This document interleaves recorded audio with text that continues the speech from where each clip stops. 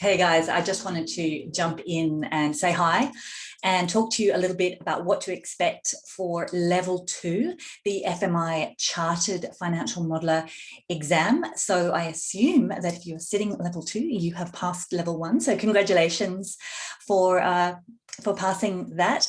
Level 2 is entirely different. So level 1 was all about speed and being able to build a full set of financial statements in 4 hours. Level 2 is quite different. It's not as predictable as level 1 is. With level 1, you kind of know exactly what the case study is going to be like. With level 2, you really have very less of an idea about what the case study is going to look like.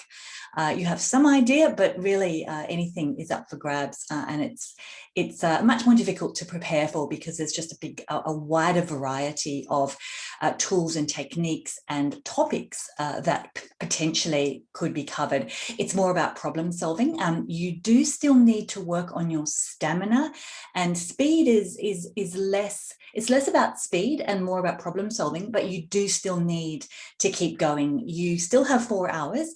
You will be given 3 cases and you need to choose 2 of those. So you need to, there are 12 or 13 topics to cover, and only a couple of those will be chosen. So you will prepare for a whole lot of different types of models that potentially could not be on the exam. So the best way to prepare, the Financial Modelling World Cup is a great way to prepare. If you've got lots of time to prepare, then sign up for the World Cup and start competing every month. Look at a lot of the past case studies. Are a great way to prepare. But as it gets closer to exam day, you need to set yourself a study plan. Now, I've put together a template for you that will give you a bit of an idea of, what cases are available, and you can sort of lay those out and decide, when and how you're going to attack each of those cases, because the best way to prepare is to go through all of those cases, is to just practice. Now, the body of knowledge that is publicly available from the FMI contains 2 cases. So start with those, certainly. When you register for the exam, you'll be sent 3 past papers. So each of those past papers contains 4 case studies. So essentially there are 12 additional case studies for you to work through. Now, you need to go through each of those cases. So attempt it without looking at the solutions. You need to attempt each of those maybe up to perhaps 3 times until you know that you can just do it within at least an hour for each of the cases, bearing in mind that on the day it's going to take you a lot longer because you're going to need to read through all of the materials and familiarize yourself with the case. So you need to be at the point that you'll be able to just do those cases as quickly as you can. So lay out, using the study plan, lay out over the next couple of weeks, or in the time that you have between now and whenever the exam is, lay it out so that you know exactly when you're going to attack each of those cases.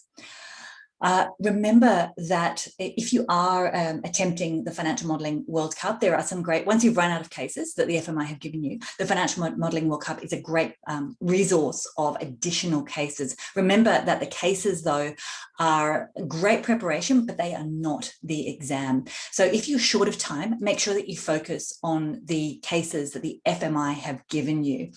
They're going to be the best way for you to prepare. There's a couple of differences between the Financial Modelling World Cup and CFM. Firstly, what's in the Financial Modelling World Cup is often more complex than what you can expect to see on the exam. So remember that. You do need to submit the model for the exam. They will be looking at your formatting. They'll be looking at your layout. The way that the model is structured is still important in the exam. If you're competing in the World Cup, you do need to submit the model, but no one's really going to look at it unless you're in like one of the top. So the formatting and the layout is less important for the World Cup. With the exam, you do need to spend some time on the formatting and make sure that it looks good. So the other great way to prepare for that, of course, is to sit for the mock exam. So we have partnered with the Financial Modelling World Cup. Financial Modelling World Cup are actually provide graders and examiners for the FMI. So they have prepared the cases for us, and they are cases that you can't get anywhere else. My company, Plum Solutions, is going to provide the proctoring for that exam. We do, several of my team actually sit the proctoring for FMI. So we're going to be making it as close as possible to the virtual experience that you're actually going to get on the day.